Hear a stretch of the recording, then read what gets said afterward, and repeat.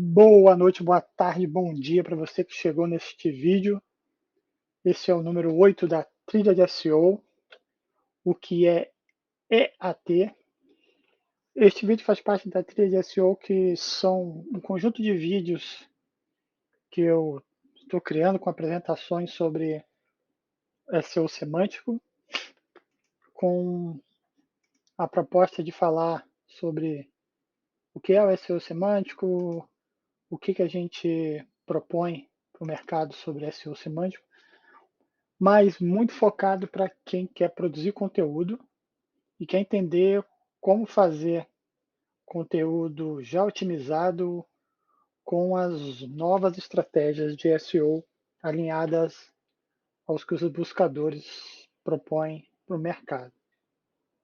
Mas antes da gente começar, na verdade, vamos ver o que a gente falou sobre no vídeo anterior, né? Então, no vídeo anterior a gente falou sobre como ranquear no Google. Vimos algumas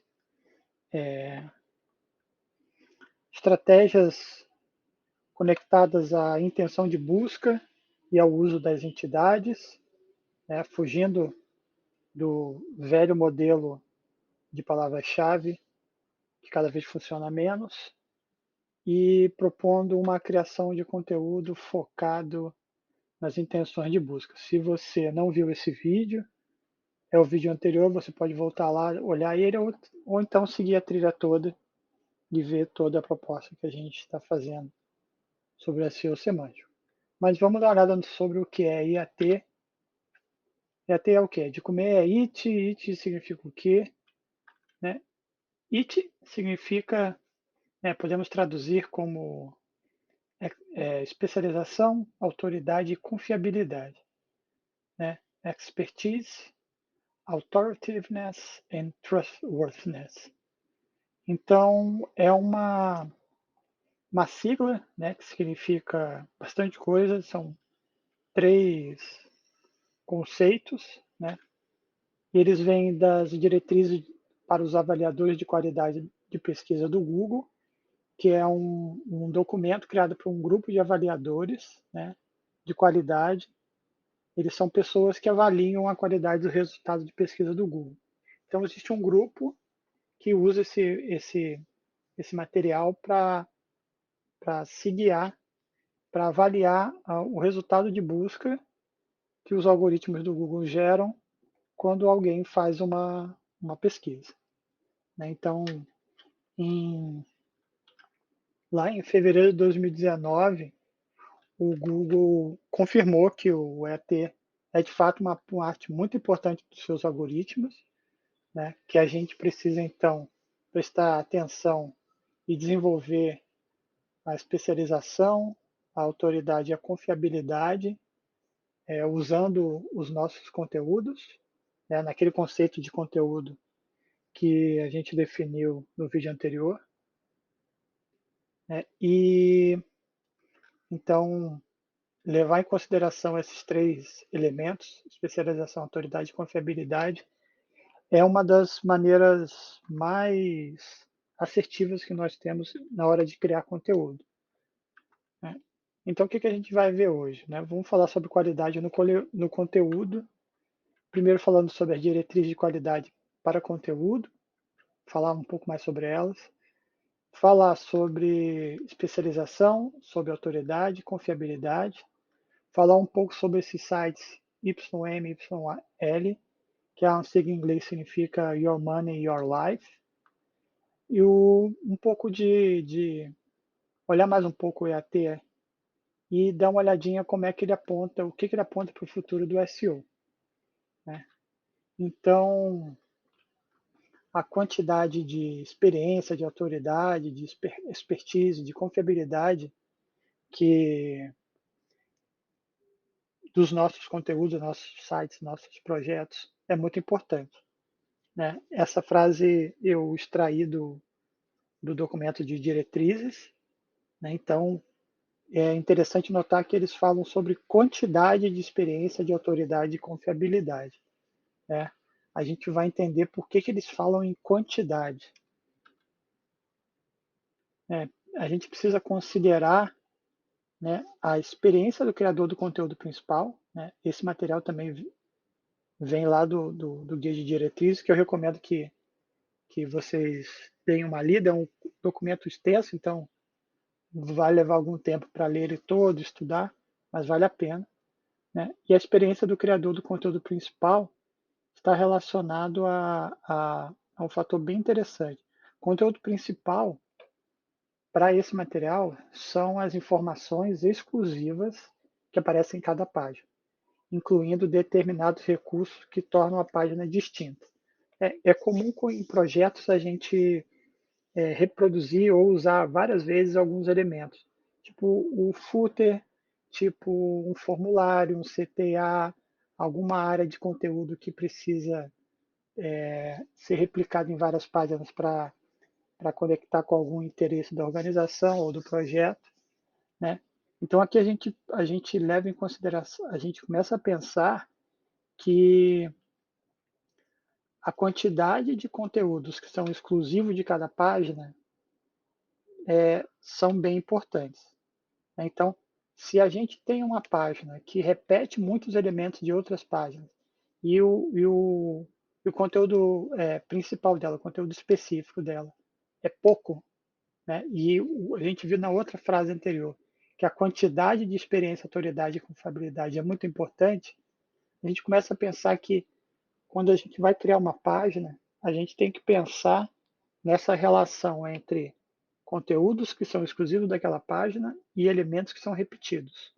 Se essa taxa ficar pendendo demais para os elementos que se repetem em outras páginas, pode ser que a gente não consiga passar nem a experiência, nem a autoridade e perca também confiabilidade nesta página específica. Então, esse é um elemento para quem cria, né, os projetos, para quem pensa o conteúdo, para quem pensa a experiência do usuário, para quem pensa o design, levar em consideração. E o analista SEO tem que dar o suporte, né, pensando junto com quem está criando o conteúdo para chegar numa taxa mais adequada desse conteúdo. Né? Então, a autoridade também do criador do conteúdo principal. Né, o criador do conteúdo principal é a organização que está criando, ou a pessoa física, ou a pessoa jurídica, né, ou a organização como um todo, que cria o conteúdo, né, que hospeda, que cria ele, que gera ele. Então, a gente vê que a autoridade do criador do conteúdo principal, do próprio criador do conteúdo principal do site, é levado em consideração. Então, a gente tem que deixar bem claro a experiência do criador daquele conteúdo principal, né, se ele tem tempo de, digamos assim, tempo de casa sobre aquele conteúdo, né, a autoridade que ele expressa sobre aquele conteúdo e quanto aquele conteúdo é confiável. Né? Então, a experiência do criador do conteúdo principal, a autoridade do conteúdo principal, né, e do site, né, do próprio conteúdo e do site. Então, quanto o conteúdo principal transparece essa autoridade e do site como um todo, né, e a confiabilidade também. Então, a gente tem que entender que não é só no nível da página, a gente precisa também entender no nível do site, né? E o do criador, da pessoa que assina o conteúdo, né? Seja a organização, seja a pessoa que está escrevendo um artigo, por exemplo. Né? Então, tudo isso faz parte. Né? Quem cria, a organização por trás daquele conteúdo, tanto no nível das páginas quanto no nível do site como um todo. Né? Então, essa frase que foi dita pelo Ben Gomes, né, que é o vice-presidente de busca do Google, ele fala que a gente pode olhar as diretrizes dos avaliadores como um encaminhamento onde o Google quer que o algoritmo de pesquisa vá. Né? É um norte. Né? Então, esses critérios, essas diretrizes, Não dizem como o algoritmo está classificando os resultados, mas mostram como o algoritmo deve fazer. Não quer dizer que o algoritmo já consiga chegar no nível da diretriz, mas esse é o caminho que o Google aponta, é o caminho onde o Google quer chegar com o algoritmo, com a automatização, com a inteligência artificial atuando como se fosse um avaliador. Né? Então, entender as diretrizes aponta, nos garante que o especialista em SEO entenda o caminho que o Google vai. Então, a gente consegue prever, né, os próximos passos do buscador, e aí, quando isso for implementado, a gente já está preparado. Então, é um curso para o futuro ler as diretrizes dos avaliadores. Mas antes, um lembrete: a gente sabe que existem muitas páginas que têm, né, esse peso EAT em sites de todos os tipos. Né? Então, páginas têm importância, né, nesses três critérios em qualquer tipo de site. Até site de fofoca, site de moda, humor, fórum, página de pergunta e resposta, etc. Né? Alguns tipos de informação são encontradas quase exclusivamente em fóruns e em discussões, né? Onde a gente tem uma comunidade de especialistas grande que pode fornecer uma perspectiva de valor sobre algum tópico específico. Vamos dizer, por exemplo, um fórum sobre comida, sobre café. Né? Então, nesse fórum, a gente pode ter um fórum só de amadores, mas pessoas que conhecem, que pesquisam, que estudam muito café. Então, nesse fórum, apesar de ser um fórum somente, não ter nenhum especialista de renome, essas pessoas estudam, pesquisam e compartilham muitas informações valiosas ali. Então, as páginas desse fórum podem ser páginas que tenham um grande volume de experiência, autoridade e confiabilidade.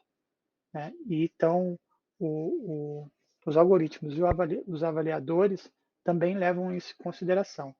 Então, não são só sites de grandes organizações, ou sites de especialistas que podem alcançar um bom grau de EAT, mas onde o conteúdo realmente demonstra essas qualidades, independe do tipo de site. Né? Então, páginas, por exemplo, com orientação médica, tem um alto grau de EAT, né, que essa informação é descrita ou produzida por pessoas ou organizações com conhecimento médico ou são credenciadas. Né? Então, um fórum, por exemplo, de médicos, né, se a gente consegue validar que aquelas pessoas são realmente médicas, aumenta o grau de expertise, né? Aumenta o grau de autoridade e também de confiabilidade.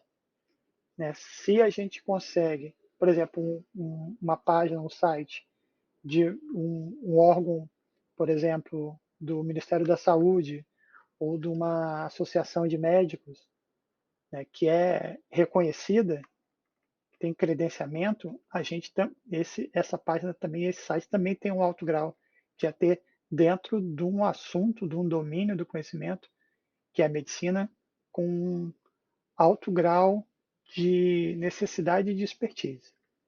Então, páginas relacionadas a alguns tipos de assunto precisam ter um EAT maior do que as outras. Né? Tipo, artigos de notícia também precisam ter um alto grau de EAT, porque elas precisam ser produzidas com profissionalismo jornalístico. A gente enfrenta problemas gravíssimos de notícias falsas, né? Então, usar EAT para validar páginas de notícias é uma das maneiras que o algoritmo tenta, o Google tenta minimizar esse efeito. Então, esse tipo de conteúdo precisa ser preciso quanto aos fatos e apresentá-lo de forma que ajude os usuários a compreender melhor os eventos. Né? Então, páginas ligadas à notícia que não justificam os fatos, não ajudam os visitantes a entender, podem ser rebaixados numa avaliação feita por humanos. caso eles entendam que a página de notícias não está indo de acordo com essa determinação que a gente vê nas diretrizes. Então, outra página com alto grau de IAT são as de consultoria financeira, consultoria jurídica, tributária, etc. Porque elas têm alto impacto, né, na vida ou de empresas ou de pessoas. Né? Então, o conteúdo dessas páginas deve vir de fontes confiáveis e ser mantidas atualizadas regularmente. Então, se você tem um site que dá algum tipo de consultoria financeira, jurídica, tributária, e aqui entra um tipo de site que a gente já falou lá, o YL, YM, YL. Vai falar mais lá para frente, mas são tipos de sites que lidam com questões ligadas à vida ou a dinheiro. Né? Então a gente vê ali medicina, notícias, consultorias financeiras, jurídica, tributária. Então, são tipos de página que precisam ter um alto grau de confiabilidade, de expertise, né, de confiança, para que elas realmente apareçam nos resultados de busca e até de forma destacada. Então, alguns tópicos exigem menos conhecimentos formais, óbvio. Algumas pessoas escrevem avaliações que são muito detalhadas e úteis de produtos, de restaurantes. Então, muitas vezes, pessoas comuns, usuários que não têm formação ou especialização em certas áreas, conseguem produzir conteúdos que são extremamente detalhados, com muitas informações e que fazem com que essas páginas alcancem um nível de EAT maior do que a média. E aí conseguem ter esse destaque. Né? Então, não só aqueles tipos de site, mas qualquer tipo de página pode alcançar esse status, né, de um alto grau de EAT, se realmente cuidar da informação do que está sendo dito e colocado nas páginas do site, né, de forma a seguir as diretrizes. Então, se parecer que a pessoa que cria o conteúdo tem o tipo e a quantidade de experiência de vida para torná-lo um especialista no assunto, vamos valorizar essa experiência cotidiana e não penalizar a pessoa, página, site, por não ter uma educação formal ou treinamento na área. Isto é uma frase que está no Guia da Diretriz para Avaliador de Qualidade de Pesquisa do Google. Eu extraí de lá e coloquei ela aqui especificamente porque ela diz muito como é que os avaliadores, né, entendem essa questão da experiência, né, e da educação formal ou treinamento. Né? Então, se a pessoa, né, consegue fazer o conteúdo dela com o tipo de experiência, né, e a quantidade de experiência que a torna um especialista, mesmo sem ela ter educação formal ou treinamento, né, essa experiência cotidiana que eles dizem, você não vai ser penalizado. E se você não é penalizado, a gente pode pensar que você pode ter uma vantagem, né, nos resultados de busca.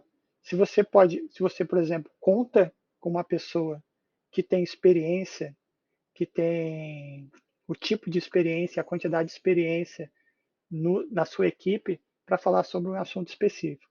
Então, se você fala sobre um domínio, está dentro de um domínio do conhecimento muito específico e você conta com pessoas no seu time ou na sua organização que sabem muito sobre aquele assunto, é extremamente interessante colocar essas pessoas para escrever, para produzir conteúdo, ou nem que seja como avaliadores daquele conteúdo, e você usar o nome, a experiência, né, informações, por exemplo, de rede social dele, para que esse conteúdo tenha uma avaliação melhor nesses quesitos aqui. Né? Então, é bem importante envolver as pessoas que têm conhecimento na sua organização na produção do seu conteúdo. Né? Então, vamos dar uma olhadinha aqui nos tipos especiais de sites, que são os sites Your Money, Your Life. Né? Que aqui é o seu dinheiro, sua vida, né? Your Money, Your Life. que são sites que tratam de temas que impactam diretamente a vida das pessoas ou o seu dinheiro, né? Esse aqui foi uma categorização que o Google fez para porque entendeu que esse tipo de site tem um impacto muito forte na vida das pessoas, pode causar ferimentos, mortes, ou acabar, por exemplo, com uma família, se o tipo de informação, por exemplo, relacionada ao dinheiro está errado e a pessoa faz um investimento, toma uma decisão e aquela informação está errada. Então, sites tipo de compra, transação financeira, informação médica, jurídica, adoção de crianças, segurança automotiva, todos esses estão incluídos nessa grande categoria, né, do Your Money, Your Life. E esse tipo de site tem uma avaliação muito mais criteriosa do que os outros tipos de site. Então, se você tem um site ou trabalha para um site que está dentro dessas categorias, você precisa ser muito criterioso com expertise, com confiança, com confiabilidade, com seus dados, com as fontes, da onde vem, verificar se está tudo certo, se não está. Porque se você cai numa avaliação negativa e está dentro desse critério, você pode ser realmente punido, né? Então, é possível ter experiência cotidiana em tópicos desse tipo YM, YL. Né? Não, como a gente estava vendo antes, não precisa ser um especialista, um economista, né? É sempre bom, óbvio, ter um suporte de um especialista na área do que você está escrevendo, mas a gente sabe que existem fóruns e páginas de suporte onde os participantes contam, né, quanto tempo, por exemplo, seus entes queridos viveram com câncer de fígado, né? Então, essa informação da vida real das pessoas, né, compartilhada, por exemplo, em fóruns, em páginas de suporte, é uma informação válida, porque ela vem da experiência, né? E outros comentários contradizem ou confirmam essa informação. Então, os avaliadores levam isso em consideração, né? A experiência prática da vida, por exemplo, nesse caso, está relacionado a uma doença, está relacionada à medicina. Então, não necessariamente somente os sites com experiência profissional, como a gente viu anteriormente, podem ter avaliações positivas, mesmo nessa categoria que tem avaliação um pouco mais rígida, bem mais rígida, digamos assim, né? Então, este é um exemplo de partilha de experiências pessoais, né? E as pessoas são especialistas nessa experiência pessoal, mas não de um aconselhamento médico, né? Então, esse site provavelmente vai receber alguma tag, alguma marcação, dizendo que aquilo ali são experiências pessoais, né? Então, a gente vê muito em resultados relacionados à Covid, à vacina, a vírus, que o Google, no resultado de busca, marca quais são as informações que vêm de informações médicas confirmadas ou que são opiniões pessoais, que estão relacionadas a fórum, então faz uma distinção, né? Então a gente sabe que informações de conselho médico bem específico, né, em vez de descrição de experiência de vida, devem vir de médicos ou outros profissionais de saúde. Então, se você tem um fórum, é ok que as pessoas compartilhem a sua experiência. Mas se você tem sites que são relacionados à informação ou conselho de medicina, você precisa ter o suporte de médicos ou outros profissionais de saúde. Não dá para misturar as coisas, que aí você realmente vai se complicar. Então a gente tem que pensar no assunto da página, né, e tentar entender o nível de experiência que a gente precisa para aquele tipo de conteúdo, né? Então, é ser bem criterioso quanto a isso, né? Pensar muito no nosso usuário, que tipo de informação que ele precisa, né? Qual é o nível de confiabilidade que ele tem que ter naquilo, e aí agir de acordo, né? Sem abrir mão da qualidade que pode prejudicar o seu visitante, né? Então, que tipo de conhecimento é necessário para que a página atinja o seu propósito, né? A gente tem uma página que que eu vou falar sobre plano de saúde. O que eu preciso ter ali, qual é o tipo de suporte de conhecimento que eu preciso ter para descrever bem aquele plano, né? Para que quem vai contratar aquele plano tenha todas as informações. Ou então eu vou fazer uma consultoria financeira. Então, o que eu preciso dizer, quais são as informações, os gráficos, quem assina, quem me dá suporte, para quem a página atinge o propósito de informar bem sobre a vida financeira da pessoa que acessa ela, né? Então, o padrão de especialização depende do tópico de cada página, né? Então, a gente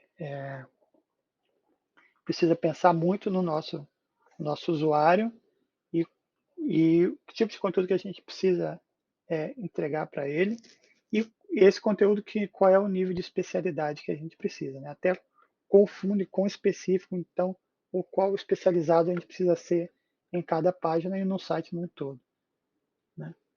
Então, o EAT ele aponta algumas coisas para o futuro do SEO, né? Fizemos aqui um pouquinho de futurologia para tentar observar o que pode vir por aí, né? Um futuro provável, né, vai oferecer para a gente uma aplicação mais ampla, mais profunda e mais robusta do EAT, né? Talvez com inteligência artificial para identificar por voz quem é um palestrante, ou num vídeo, uma foto, quem é o autor, né, quais são os sites e as marcas que aquele conteúdo que ele foi posto.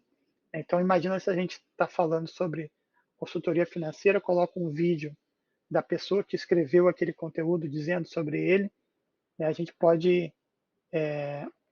já viu que o Google consegue identificar rostos, consegue identificar algumas coisas por áudio. Então, a gente pode imaginar que no futuro o algoritmo vai conseguir entender quem é que está falando, identificar quem é a pessoa, a entidade. A gente pode até usar isso hoje já colocando link de redes sociais, o perfil da pessoa, marcação estruturada no conteúdo dizendo quem é o autor, quais são os sites dele, qual é a especialização, a descrição sobre ele. Então, isso hoje em dia já pode ser feito, né? Mas aqui a ideia é que talvez o algoritmo possa começar a identificar isso sozinho, sem a nossa ajuda, né? Em 2020, o Google recebeu uma patente chamada Speaker Identification, que ajuda ele a identificar falantes específicos por meio da tecnologia de reconhecimento de fala. Então, ele já tem uma patente para identificar quem está falando, só pela voz. Então, não é tão futuro assim, né, porque isso já tem essa patente, então não é difícil esperar que isso seja implementado em breve. A gente pode imaginar isso no futuro sendo usado em vídeos do YouTube, em vídeos específicos, vídeos hospedados no próprio site, gravação de webinários, entrevistas, podcasts, né? Então, usar conteúdos em áudio ou em vídeo dentro de páginas que precisam ter uma grande quantidade de EAT é talvez já uma boa prática para hoje, né? Já preparar esses conteúdos para um futuro. Então, essa pode ser uma boa dica para a gente ficar pensando sobre isso. Então, a gente sabe que o algoritmo de busca, de pesquisa, vai continuar evoluindo, né? A gente já falou sobre as atualizações maiores, sobre esses micros ajustes que eles fazem quase diariamente. Então, a gente pode entender que diariamente, constantemente teremos novidades, então a gente tem que ficar sempre ligado e se manter atualizado com as diretrizes é uma maneira de se manter atualizado com o avanço do algoritmo, né? No entanto, o objetivo do Google é o mesmo, né? Que é organizar toda a informação do mundo. Isso não muda. Então,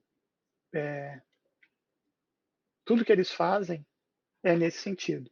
Então, se a gente pensar nisso, na hora de avaliar alguma implementação dessa, por exemplo, essa de voz, faz sentido em organizar com esse objetivo. Então, a chance dela acontecer é grande. Então, olhando um pouco mais para o futuro, a gente pode pensar que o algoritmo do Google está cada vez melhor em determinar exatamente o que as pessoas procuram, né? Aquela coisa que a gente falou anteriormente sobre a intenção de busca.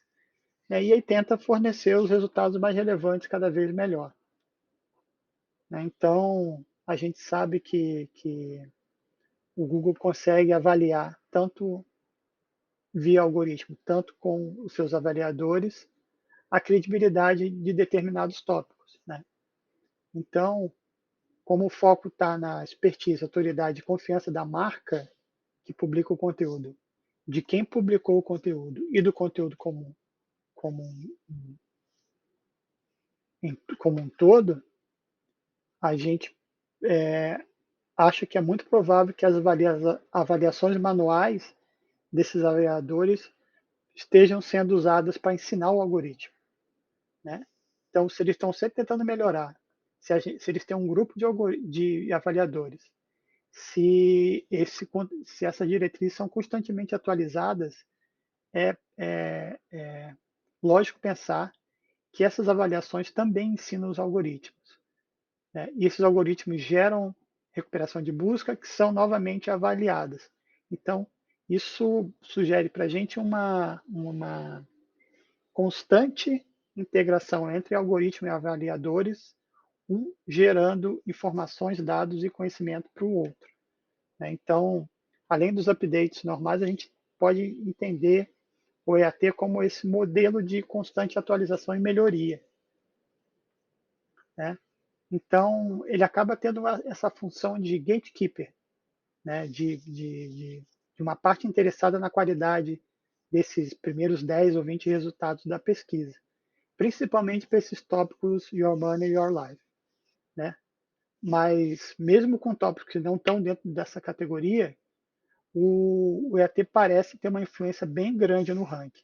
Né? As pesquisas que estão sendo feitas, os estudos, apontam para isso, que o EAT é cada vez mais usado. Né? Então, se a gente for começar a avaliar melhor esses updates que ocorrem constantemente, a gente sabe que o Google caminha, né, na direção de ser uma busca baseada em entidade, né, uma busca semântica.